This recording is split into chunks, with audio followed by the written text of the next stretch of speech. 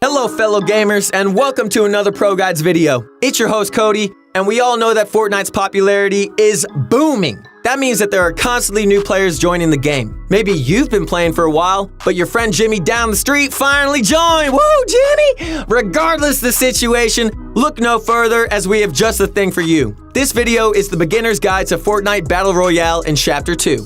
We know this isn't a video that everyone is looking for, but we wanted to make sure that we reach out to all players. So yes, seasoned veterans, you probably know this stuff, but we were all newbies once, and personally, I would have really appreciated having something like this to help me take my first baby steps. Anyway, considering the topic of this video, it's befitting that our question of the day is how you started playing Fortnite Battle Royale. I had it introduced to me by a friend, and I've been hooked ever since. I don't have a problem though, I swear, man. I just, one more game, one more arena.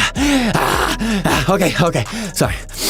Now for all you newbies out there and those of you who are trying to improve, make sure that you check out ProGuides.com. I'd especially suggest you check out our coaches there. They're all really helpful and will help you understand the fundamentals that you need to find to have success in Fortnite, especially since Fortnite has many aspects. It's really nice to have someone who can help and guide you through this process. We also have a lot of beginner-friendly content for every role. So noobs, stop getting pwned. Let's jump into the video. Released on September 26th of 2017, Fortnite is a battle royale game where 100 players are placed on a giant map with a storm that slowly closes in on everyone while they're forced to fight it out to be the last man standing. Fortnite has 3 core game modes, being solos, duos, and squads, with 1, 2, and 4 players per team respectively. Another mode, trios, was introduced, but not as a core. In duos, trios, and squads, you can team up with your friends and work together to survive, or you can play solos for a more intense experience. In Fortnite, there is one primary goal, and that goal is to get the shiny Victory Royale. The Victory Royale signifies that out of 100 players fighting it out to the end, you were the one player who defeated them all, and you were the last player or the last team alive in the end. The ultimate goal of any Fortnite game is to get the win! Get that W, bro! Whether you're playing in a competitive tournament or playing casually for fun, the win is the ultimate symbol of, well, beating 100 other players. While a win is pretty difficult to attain, there are certain strategies that you can use to increase your chances of winning. For example, playing a more passive playstyle and avoiding fights is an effective strategy which we'll be going over later on. In Fortnite, there's no particular kill count you have to achieve in order to win. In fact, it's quite the opposite. Sometimes eliminating other players hurts you more than it helps, but we'll get to that later on in the video. Now that we've gone over the core concept of Fortnite, let's discuss a bit more about this map that you'll be spending most of your time on. There are a bunch of points of interest around this map, with 13 main locations. However, it hasn't always been this way. In fact, until just a few months ago, we had a whole different map. We're currently playing in Chapter 2 of Fortnite, which released on October 15th of 2019.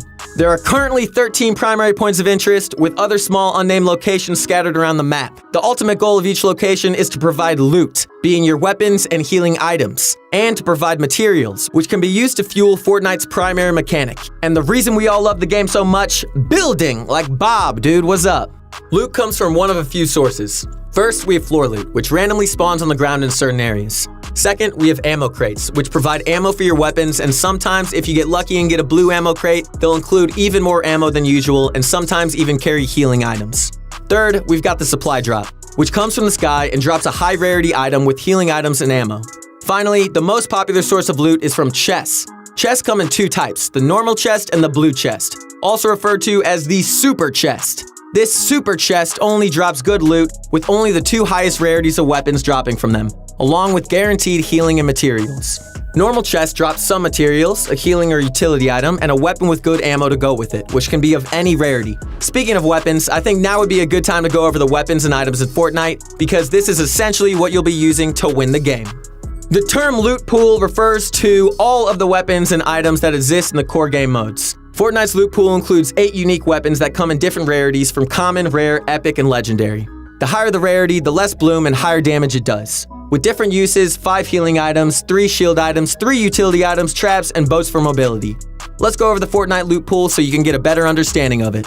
First off, we have the long-range weapons. The only primary long-range weapon in Fortnite as of now is the bolt-action sniper rifle. This weapon deals extremely heavy damage, but it only has 1 shot per clip and takes a few seconds to reload before it's able to shoot again. Next up, we've got the mid-range weapons. These include the assault rifle, the burst assault rifle, and the rocket launcher. Starting at the top, we've got the basic assault rifle. This weapon deals a fair amount of damage, shoots pretty fast, and has good range. The assault rifle, or AR for short, is the textbook weapon in Fortnite, with everything about it being pretty normal. Second, we've got the burst AR. This one is essentially the same as the classic AR, but instead of shooting on full auto, it shoots bursts of 3 shots at a time with a short delay in between. Finally, we have the RPG. We call the RPG mid-range because while it can be very effective at pretty much any range, we mainly see it being used in mid-range for maximum effectiveness. The RPG is great for destroying large structures or hitting splash damage on an opponent. Both assault rifles have clips of 30 rounds, and the RPG has 1 rocket per clip with a very long reload time to account for its explosive strength and power. Finally, the last class of weapons, the short-range weapons, these will be used the most, as most engagements in Fortnite are in close quarters. These weapons include 2 types of shotguns, the tactical shotgun and pump shotgun, the submachine gun, and the pistol. Starting from the top, the tactical shotgun deals heavy damage with a fast fire rate. However, this weapon has a large spread, and it isn't exactly the most accurate. If you have good aim and you're a bit more precise, the pump shotgun will be your homie, dude. Come on. Woo! I love you, shotgun. Don't ever leave me, please. With even heavier damage but a slower fire rate and less spread, the pump shotgun rewards accuracy and precision with high damage shots. However, if you miss your shot with the pump, then you'll be in a rough spot, so be careful. Many people in the Chapter 2 meta prefer using the tactical shotgun as its fast fire rate allows them to mow down their opponents quicker. Next up, we've got my good buddy, the submachine gun. This close-range powerhouse has 30 shots per clip with an extremely fast fire rate. While the SMG damage isn't insane, it makes up for this with a great speed and effectiveness in close quarters. Finally, we've got the weapon that most people consider the worst in the game. The good old classic pistol. I love you, pistol. There's no love for you. I'm sorry, bro. But it's because you only have 16 rounds per clip and you are unable to be shot by simply holding a button down. Instead, you have to click super fast to maximize its use. The bloom on the pistol isn't great either, and its maximum fire rate isn't ideal, even if you click extremely fast. Speaking of bloom, if you haven't heard the term bloom before, let's go over it. In Fortnite, accuracy is important. However, if every weapon was perfect and every shot was dead on, any good aimer would be able to pretty much be unstoppable. To balance things out and create incentive to learn other strategies, the bloom system was introduced. The way bloom works is that instead of bullets going straight down your reticle, they sometimes go off the sides in a completely random pattern. The reticle is in the middle of your screen, and this reticle is important in showing the bloom you'll have. Basically, your bullets can go anywhere between the 4 lines on your reticle. One way to counter this is to stand still and shoot, which will enable first shot accuracy, basically making your first shot 100% perfect.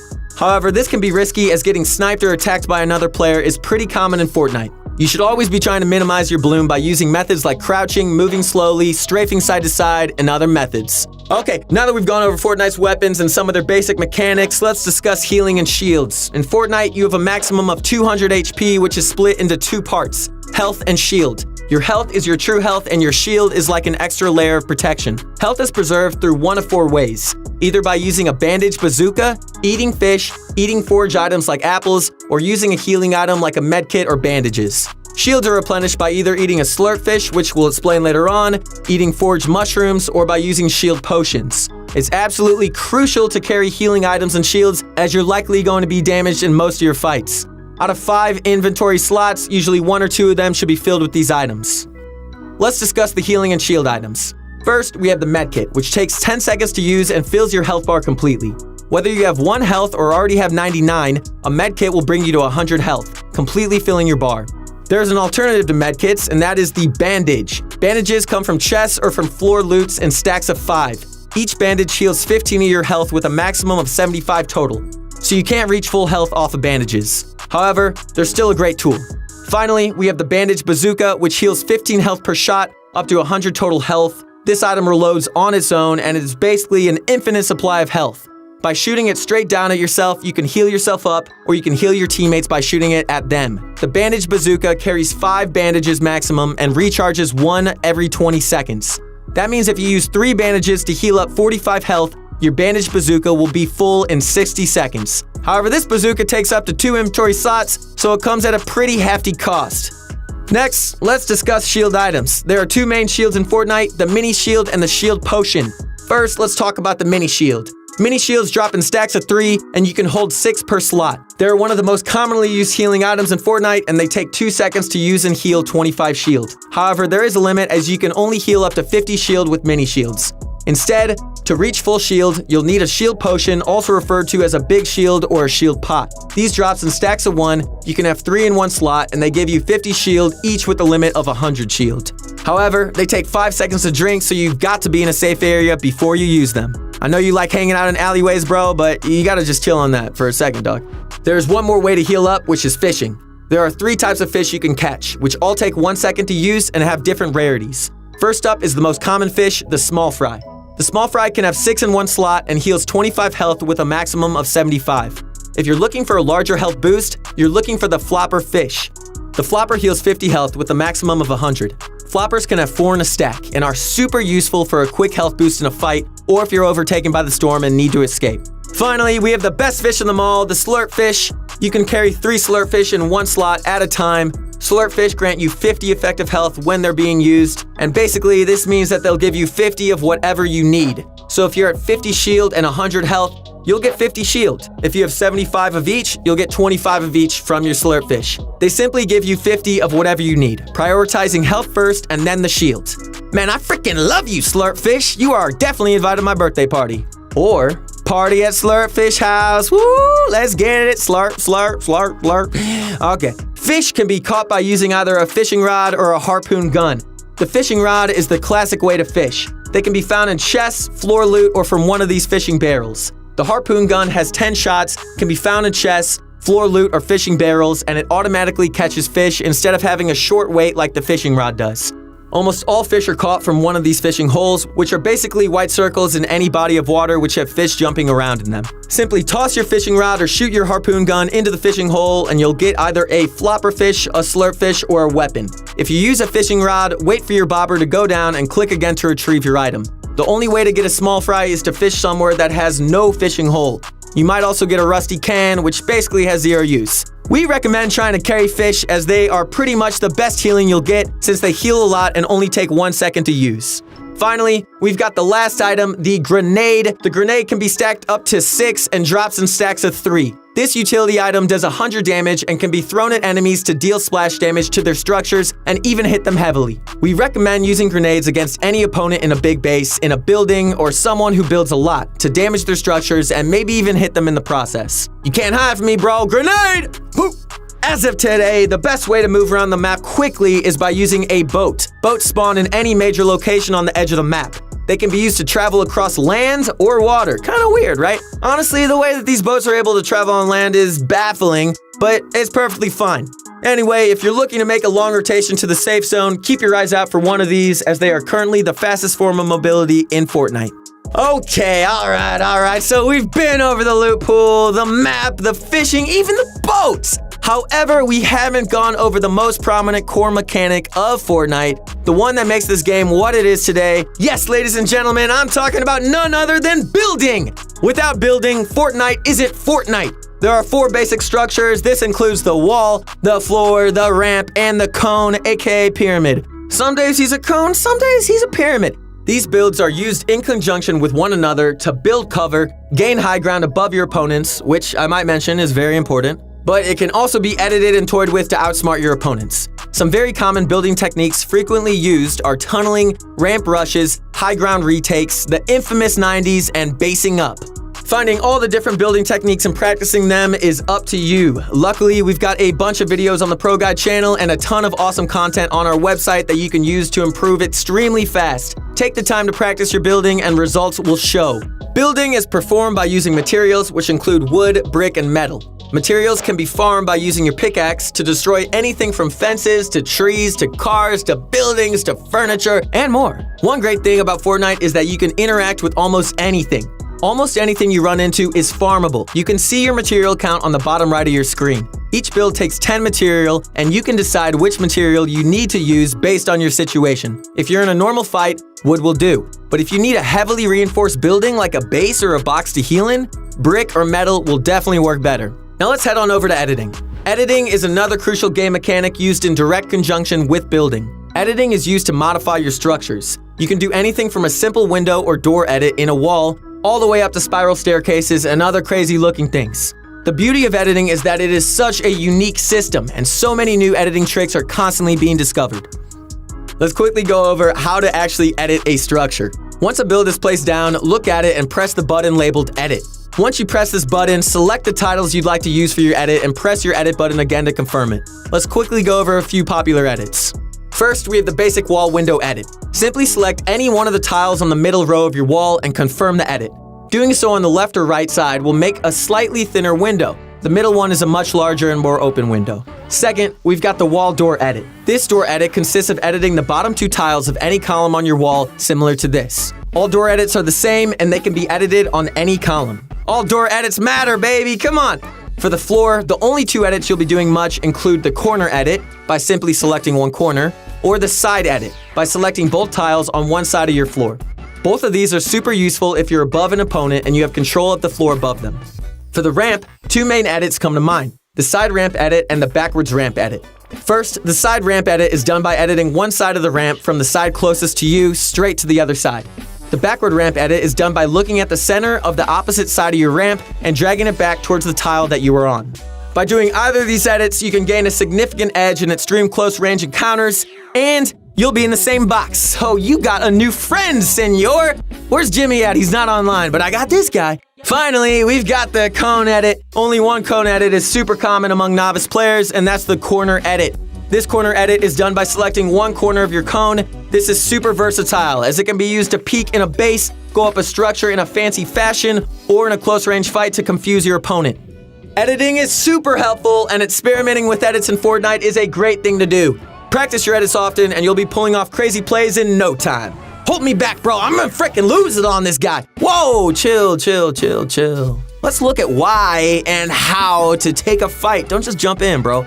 One common concern among newer players is whether they should run around looking for fights or if they should play safe and try to go for the win.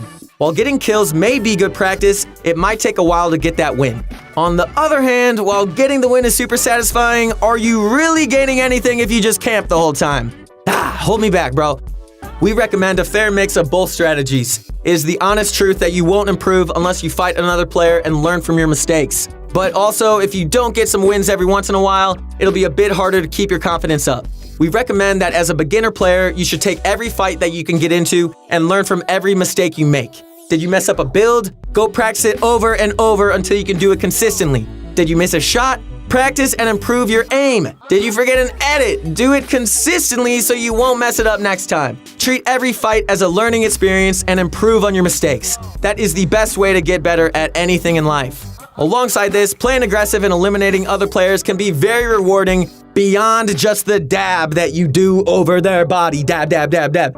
When you eliminate someone, everything they have will drop, from their healing and shield items to their weapons, ammo, traps. Everything in their inventory is now yours! While the aggressive playstyle is good, keep in mind that there's nothing wrong with getting a few wins to keep your confidence up. Remember that Fortnite should be fun, and there's nothing wrong with trying to camp and win to get a few under your belt. However, for maximum improvement, we do recommend sticking to a more aggressive playstyle as much as possible. Cause who doesn't like to get a sick no-scope, baby? Battle Royale is fun and all, but playing it all day can be a bit tiring. And dude, you might want to try to find some other ways to practice and to have fun. So if that's the case, we recommend trying to check out Creative. Creative can be accessed from the starting screen, or you can select it by switching the game mode in your menu. Or finally, you can switch to it from the other menu screen where solos, duos, and squads are located. There are a ton of creative maps, or you can create your own. One amazing part of Fortnite Creative is the ability to create and customize your own islands. That means that you can create your own islands to play or hang out on. Time to hit the luau, bro, get the coconuts, and let's get it cracking, y'all. But first, let's talk about some 1v1s in Creative. Yeah, let's talk about that. Creative 1v1s are arguably the best way to improve your mechanics. By playing against other players in a low-pressure, practice-based environment, you'll be able to improve and sharpen your skills without the frustration of losing in-game. 1v1s come in 2 forms, the playground fight and the box fight. The playground fight is performed like this. First, both players build a ramp opposite from one another and place a wall in between them, like so. Next, they both sprint into the wall, and one player makes a full arch edit to initiate the fight. Once you run up your ramp, perform any builds you like to push for high ground, and from there, the fight is all up to you. Good luck, soldier. On the other hand, we've got the creative box fight. Box fighting is essential in Fortnite as most engagements result in close-range shotgun battles where the player with the best edits and smartest plays is often the winner. To play in box fights, you have to input a code into one of the featured rifts. Here are a few popular map codes for you, bro. You got the Advith box fight map. You got the moving box fights. You got the box fight free for wage box fights and fiber box fights. Don't forget your fiber, y'all. A box fight is pretty much a free fight in a small enclosed area. This represents around 75% of Fortnite engagements that you'll run into. Practicing your box fighting skills is absolutely crucial to getting good at Fortnite. We recommend utilizing box fights and playground fights to improve your mechanical skill and decision making within fights. Fortnite Battle Royale is a super complex game with a lot of different strategies, play styles, and a ton of different ways to improve. Improving in Fortnite is a difficult thing to do, but at this point, you got the knowledge, you got the core mechanics, and you got the basics of Fortnite. So the only thing left for you to do, player, is become a player. Pop in that game and start doing it, dude. Watching the Pro Guides YouTube channel or checking out ProGuides.com will also help you hugely in improving at the game faster, so give that some consideration as well. Alright guys, that's going to be it for today's video. Go into the next early game confident knowing that you've got a good strategy and you will come out of your fights with great loot, materials, and a path to the end game. Because we getting that W, baby. Really hope you enjoyed. Don't forget to use code ProGuides in the Fortnite item shop when you make any sort of purchases, as it really helps us out and we really do appreciate it. Comment down below what you thought about this video and what you'd like to see on the next one. We aim to bring you guys the best daily Fortnite content, so do us a favor by liking this video, subscribing to the channel, and show ProGuides.com some love for bringing you to this video. Thanks for watching. I'm your host, Cody. You can follow me on Instagram at CocoMidler. And guess what, guys? I'm gonna go hang out with Jimmy down the street. So I'll see you on the next one. Woo!